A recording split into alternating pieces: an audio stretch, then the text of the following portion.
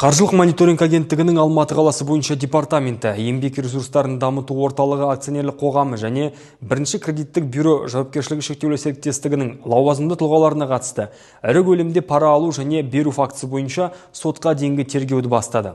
Тергеу барысында бірінші кредиттік бюро басшылығы қаржы ұйымдарының сұраныстарын өңдеуге қажетті ақпараттық қызметтер көрсету кезінде өз мүдделерін өткізу мақсатында еңбек ресурстарын дамыту орталығы басшылығына жүйелі түрде заңсыз сыйақылар бергені анықталды. 2025 жылғы 28 маусымда Алматы қаласы бойынша экономикалық тергеп тексеру департаментінің қызметкерлері жедел іздестіру шаралары барысында кезекті 75 мың ақш доллары көлеміндегі пара беру кезінде Сарбасов, Омаров және Арғындықов ұсталды. Күдіктілердің тұрғылықты жерін тінту барысында 370 мың ақш доллары және 4,5 миллион теңге көлемінде ақша қаражаты тәркіленді.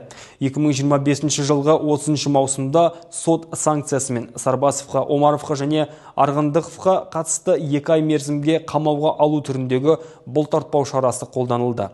Тергеу жалғасуда. Қазақстан Республикасының қылмыстық процессуалдық кодексінің 201 бабына сәйкес өзге ақпарат жария етуге жатпайды.